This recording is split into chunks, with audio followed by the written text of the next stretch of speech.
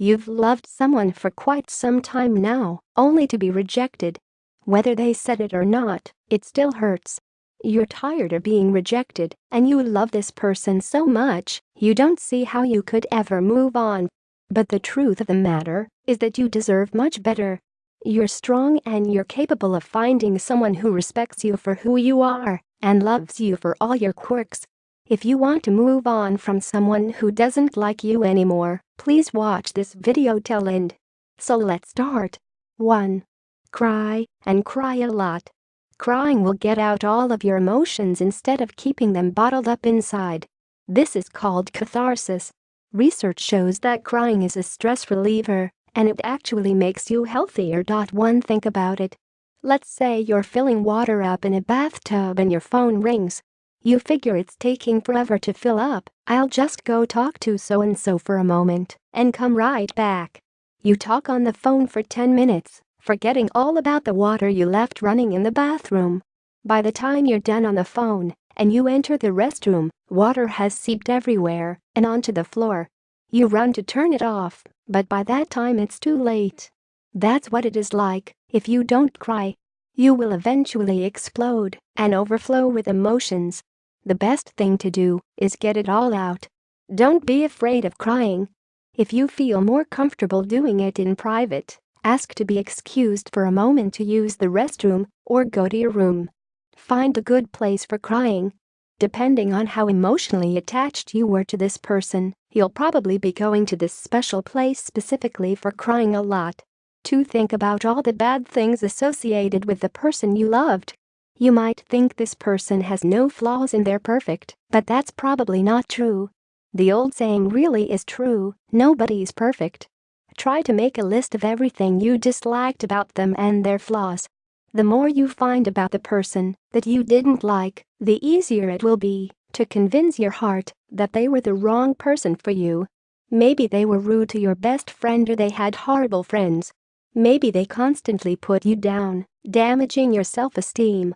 Maybe they had a problem being honest, saying they'd do things and then never follow through. Whatever it is, write it down, and when you start feeling those old feelings creeping back, read the list. Also, try to think about any negative feelings you had while interacting him or her. Negative feelings are different from bad qualities. They're how she or he made you feel, not what she or he did. Did you feel like your family friendships were compromised because your parents thought that person was wrong for you? Did that make you feel less secure in your judgments? Does that person bring you down a lot? These are only some of the things you can consider. 3. Imagine some of the negative consequences of your interaction with this person. Maybe there weren't very many negative consequences that happened as a result of your relationship. But there's a good chance that you can probably think of some if you try. Did she or he cause an unhealthy fixation on the past? Did she or he manipulate you to get what they wanted? Did she or he keep you from realizing your own dreams in favor of theirs? Did she or he cause you to believe that you should only be spending time with them and not with other friends or family? Did she or he cause you to learn bad stress management or conflict resolution skills by constantly fighting or playing games with you? 4. Get away from everything that reminds you of him or her until you're over them. This means not going to places that you had experiences with them at, putting away old pictures, and maybe even deleting their contact information from your phone or removing them from Facebook. It might seem rude, but you need to understand that you have to move on in life. Here's one way to think about it. If you're stopped at a red light and all of a sudden it goes green, everyone else is going forward with their lives and you're just stuck. You will eventually get hit by another car or fined for staying in the middle of the road. You can move, but it takes effort to put your foot to the gas. Move on. You do not want to be the person stuck at the red light any longer. If seeing them on your homepage on Facebook or seeing them on your phone will bring back sudden memories, or you will be tempted to contact them, you need to delete them. If you own anything of theirs, now might be a good time to give it back to them if it holds memories or is important to them. If you want to avoid seeing them altogether, you can get a friend to deliver it or ship it in the mail. Getting rid of things that remind you of them is not the same as destroying things. It may not be a great idea to send all of their belongings up into smoke by burning it in a funeral pyre.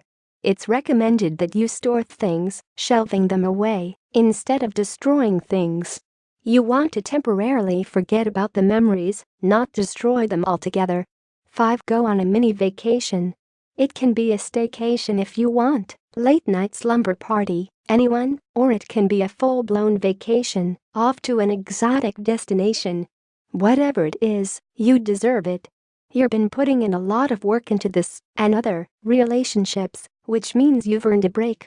Taking a vacation doesn't have to mean traveling far. In fact, you can still have a vacation if you stay in the same city. The trick is convincing your mind to let loose and act like you're in a totally foreign place. So meet some locals, go to a museum you've never gone to, and soak it all in. 6. Get your mind off of him or her. Hanging out with friends, joining a club, i.e. drama clubs, creative writing or book clubs, online clubs, etc., help a lot. Do anything to get your mind off of him or her. Write song lyrics or stories, do homework, hang out with friends at the mall, watching movies, all of these things work. Make sure that you're not thinking of him or her, and there is absolutely no reason for you to encounter them or think about them. For example, if they work at the mall and your friends want to go there, don't go. Stay home and do something else. The whole point is to move on, and for most people who are in love, the moment they see their loved one again, or the moment they start to communicate with them, old feelings begin coming back. So make sure you won't be seeing them at all. Try to find a hobby you're interested in, such as art, music, writing, books, dance, etc. You can also kill 2 birds with 1 stone by trying to get something good done while moving on, such as losing weight, studying or doing homework, practicing for a speech or play act, or earning money. 7. If you're ready, try to find someone new to love. You could meet this person in a bookstore or a coffee shop, online, or in the middle of the street. Never lose hope as to where you will find your one true love. It obviously didn't work out with you and the other person you once loved, otherwise you wouldn't be here right now. If it didn't work out between you two, it wasn't meant to be. Everything happens for a reason in the great scheme of things. Know that better things are ahead for you, and be glad that your love story will be in the future and not in the past. Mode 8. When looking for a special someone, remember to learn from the relationship mistakes of the past. You're probably going to start looking for someone new, which means exposing yourself to different situations and people. Throughout it all, remember to learn from past relationship mistakes instead of making them all over again. That way, you hopefully only have to move on once and put that behind you. Fingers crossed. For example, if you were in a manipulative relationship with someone, look for clues in the next possible relationship that it's turning manipulative. Stay away from people who make you feel bad for not getting what they want. Stay away from those can't ever admit having done something wrong. You may be attracted to the pitfalls of the other person and actively look for those in a new mate. But that's only because that person didn't give you the benefit of a healthy, active, mutually respecting relationship. Once you're in a healthy, active, mutually respecting relationship, you'll begin to realize that all the things you thought you needed in a relationship were, in fact, things that kept you from achieving your fullest happiness. 10. Get in the mindset that it's good that it happened, but everything has to end sometime. Be happy of the memories you shared with this person. There were probably good lessons learned. Don't wish it never happened, just wish to move on. Sometimes, moving on can be happy too. You just have to see the good that this experience has shown you. 11. Let go now of false hope. Somewhere in your mind, you're going to think, I can make them love me. Maybe they didn't mean that, they were just embarrassed.